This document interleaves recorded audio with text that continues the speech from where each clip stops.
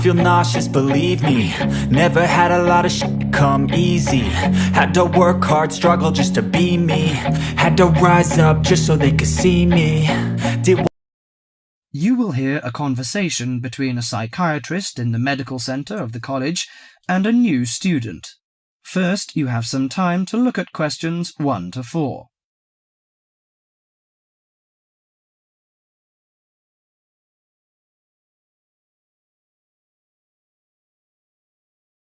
Now listen carefully to the conversation and answer questions 1 to 4.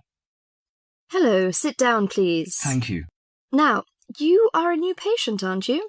Yes, that's right. Okay, so I'd better get some basic details down first.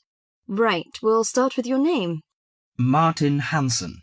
Do you spell that S-O-N or S-E-N? Hansen. Okay, and you're a first-year student? Yes, I am. Study in? Electronics, actually. I hope you enjoy it. Thanks. And your address? 2805 Hesperian Avenue, Hayward. 2805 and Hesperian. Yes, that's Hesperian. Hayward, Hayward. And your phone number? 734-246-55. 734-26455. No, you got the 6 and the 4 the wrong way round. It's 24655. Huh? Sorry, right. And, when were you born? The 15th of June, 1986. Here in New Zealand? No, I was born in Sydney.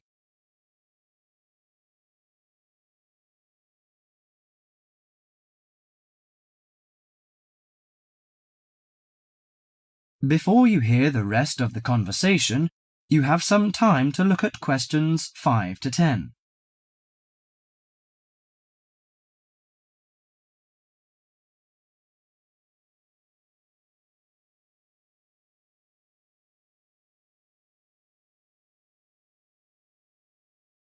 Now listen to the conversation and answer questions 5 to 10. Good. So, what's your problem? Well, frankly, I wonder whether it is a problem. I get the blues, and it lasts for quite a while.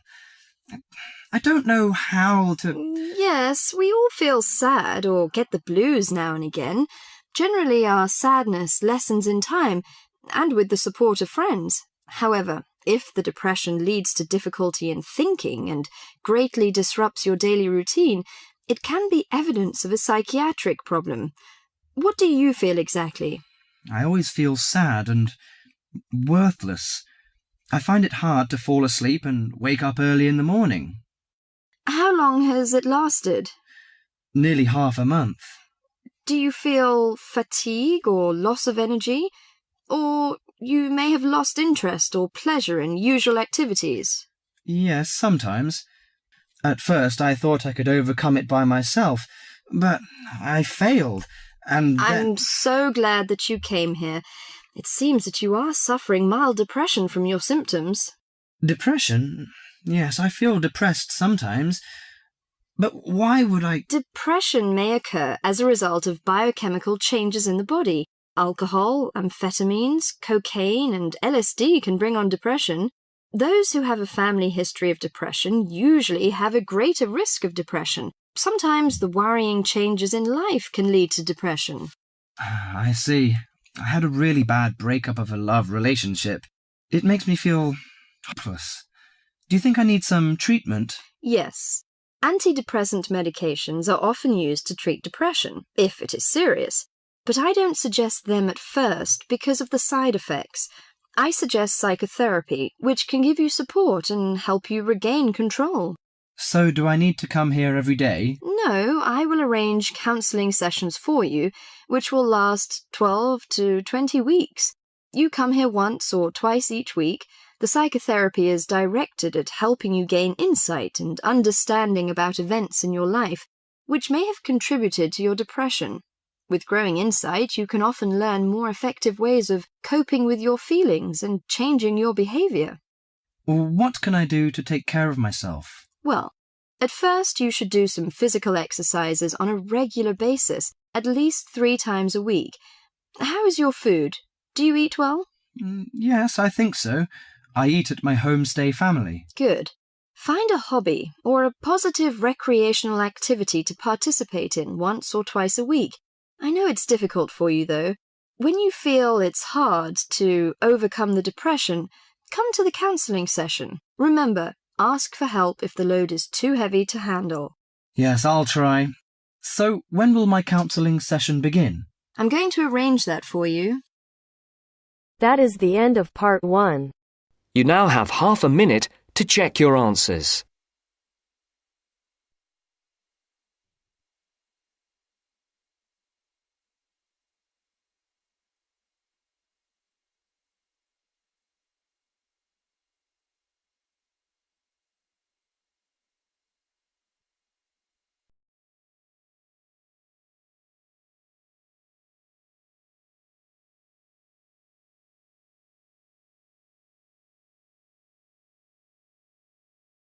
Now turns to part 2. Part 2. You are going to hear a conversation between a student and a driving instructor. First, look at questions 11 to 14.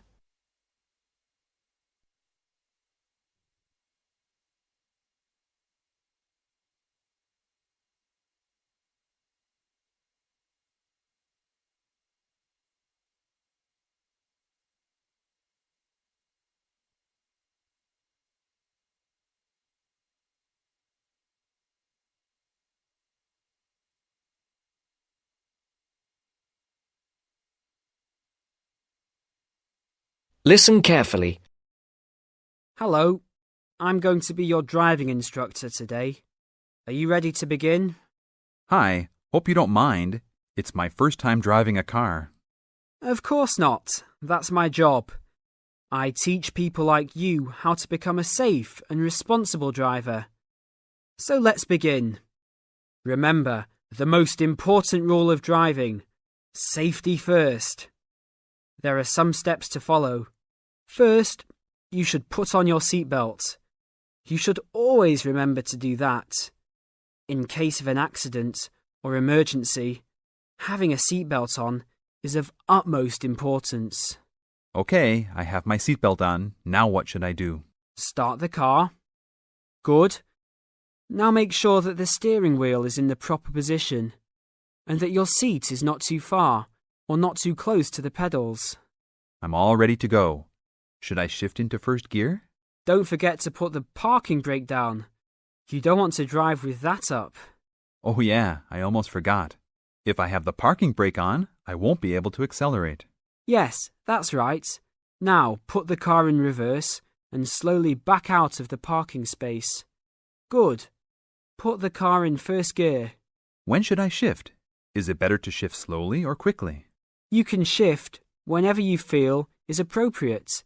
This means shifting should occur smoothly. Do not shift too slowly or you will stall. Shifting too fast will waste gas. Shifting is simple. Just remember to shift smoothly. To shift, you will have to push the clutch and then push the gas pedal. Before the broadcast continues, look at questions 15 to 20.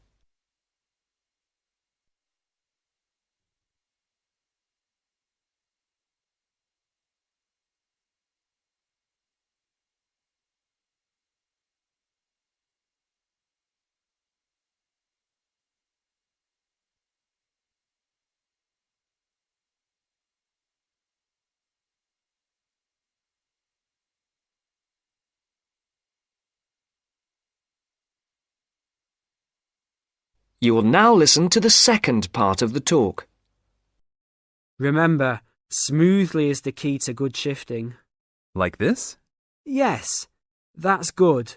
Now keep it slow. Don't drive very fast just yet. Be sure to constantly check your mirrors for oncoming traffic. Always be aware of everything that is around you, including 3 important things. Remember these 3: people crossing the streets, other cars, and bicycles riding next to you. What should I do if I see a yellow light? Well, It's always better to brake instead of trying to run it. But if you're travelling at a speed where it's impossible to stop in time, then you should try to make it across the intersection. But remember, you should always try to stop. It's the safest way to avoid an accident. Even if I have to brake very suddenly? Yes, even if you have to brake suddenly. What about if a driver behind me is going a lot faster than I am? You should always be ready to move to a slower lane if a driver behind you is forcing you to go faster than you are comfortable with. Never try to speed up to accommodate a faster driver. You could risk an accident or a speeding ticket. It's better to let him go. That sounds like good advice. Be careful. There is a sharp turn up ahead. Remember to brake before turns. Otherwise, you might flip over if your speed is too high going into a turn. Got it. I know that I should always try to observe all traffic safety. That's right. If safety is not your first priority, it will make driving very dangerous for you and other drivers on the road. Okay, park the car here. You did a great job today for your first day. I'll see you in 3 days. Thanks so much. I will see you then.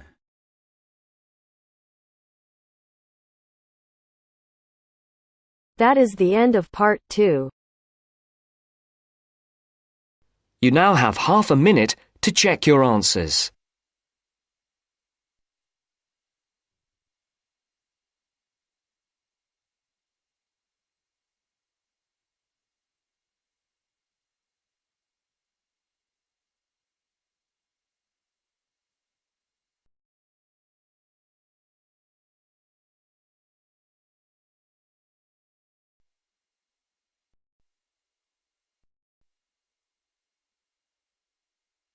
Now turns to part 3. Part 3. You will now hear a radio talk on agricultural regulations. First, you have some time to look at questions 21 to 25.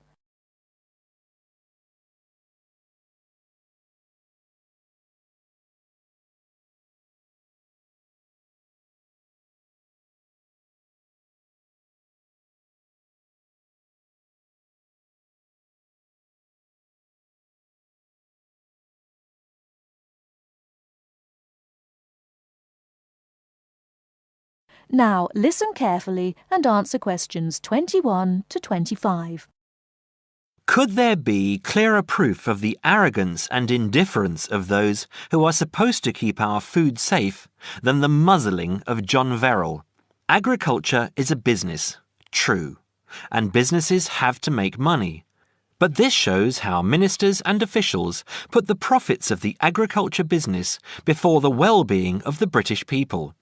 Mr. Verrill, a pharmaceutical chemist, was appointed to represent consumers on one of the many committees that advise the government on food safety. When he tried to do his job, though, and wanted to warn ministers of a danger to children's health, he was refused permission to do so. The danger comes from hormones given to cattle in the USA and some other countries to make them grow faster. They speed up the animal's development to maturity, thus making meat production more profitable. There have, however, long been fears that the hormones have horrendous effects on the people who eat them, causing diseases as serious as cancer. Once these hormones were used on British cattle too, but over 20 years ago they were banned in Europe for being too dangerous. Indeed, so concerned is the European Union that it banned imports of hormone-fed beef years ago, much to the fury of the US government, which wants to sell it all over the world. Several years ago, the USA and Canada asked the World Trade Organization to declare the ban illegal and to punish Europe for failing to lift it. The WTO, with its long record of refusing to let environmental or safety concerns interfere with trade, agreed, imposing fines of more than $120 million a year on the EU for its refusal to back down. The British government now backs the Americans, claiming that there is no proof that hormone-fed beef does any harm. This is where Mr. Verrill comes in. He is very angry with the government, especially as their claim comes out just after a Danish study shows that growth hormones are 200 times more dangerous than was previously thought. Worried by these findings, Mr. Verrill spoke to government representatives, who did nothing. Before you hear the rest of the talk, you have some time to look at questions 26 to 30.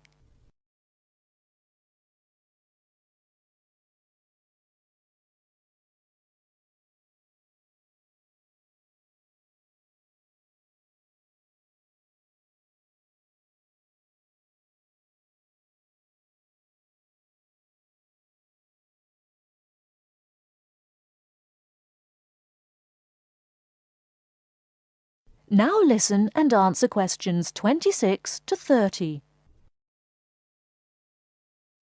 Not only that, but they have not been testing beef which is imported, which, by law, they are required to do. This directly affects the British public, as about 40% of the beef British people eat comes from abroad, supposedly from countries like Brazil, which does not allow the use of growth hormones. Brazilian beef is stocked by some British supermarkets and widely used in catering. Yet, when a Brazilian farm was recently visited by EU inspectors, a large stockpile of this banned substance was found. This is not the first food scandal we have had in our country.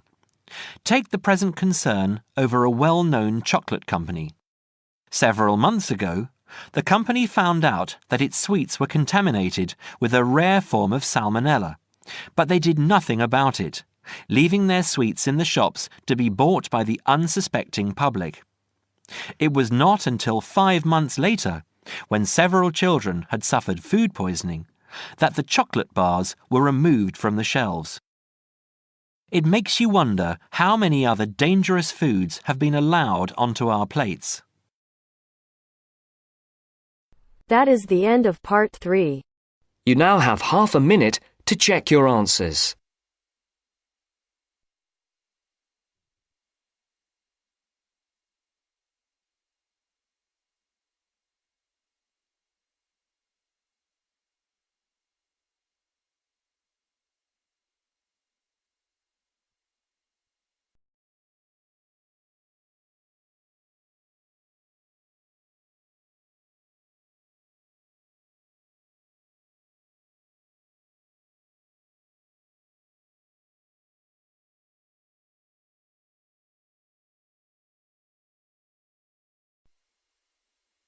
Now turns to part 4.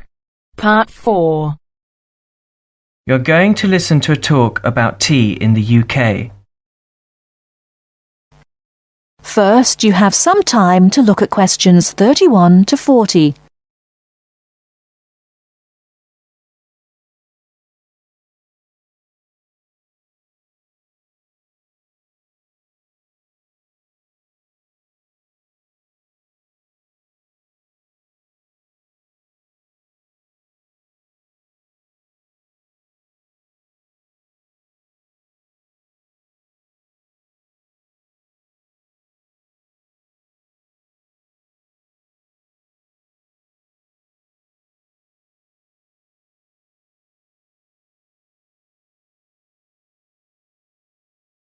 Now listen carefully and answer questions 31 to 40. During the 1930s, there was a popular song which had the title "Everything Stops for Tea," and to millions of British people, a restful cuppa is still an ideal way to relax for a few minutes from the rigours of the day. The English custom of drinking tea has its roots in the 17th and 18th centuries.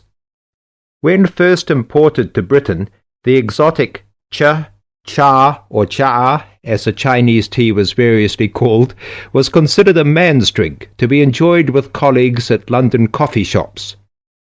These were popular meeting places for many walks of life: politicians, lawyers, poets, actors, and writers. Many London clubs began in this manner, and the famous Lloyd's Insurance underwriters started out as Lloyd's Coffee House. In 1706, the first coffee house that offered tea was Tom's Coffee House, owned by Thomas Twining. He realized that he needed to introduce an added attraction to compete with the many other coffee houses in London, and tea was rare, exotic, and extremely expensive. With these credentials, tea became an exclusive drink and enabled Twining to open a tea shop under the sign of the Golden Lion in the Strand. By the 18th century, the ladies of the more affluent classes were going China mad, using tea as an excuse for displaying their extravagant purchases of Chinese porcelain and Dresden tea sets. A comprehensive tea tray would consist of a teapot and stand, teacups and saucers, sugar bowl, milk jug, and basin for discarded tea and tea leaves. Tea was still expensive and kept in locked tea caddies. Skilled craftsmen fashioned caddies of carved inlaid woods fitted with crystal and precious metals. To ensure the servants weren't tempted by this priceless commodity, the caddy was kept locked, and only the mistress of the house held the key and prepared tea when guests came to visit.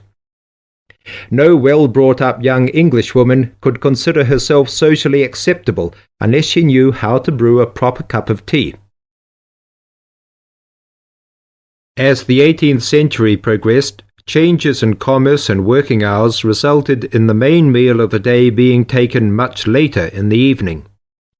The prospect of lasting from breakfast until evening did not appeal to the Duchess of Bedford, who is usually credited with being the first to alleviate late afternoon hunger pangs by introducing a small 4 o'clock meal served with tea.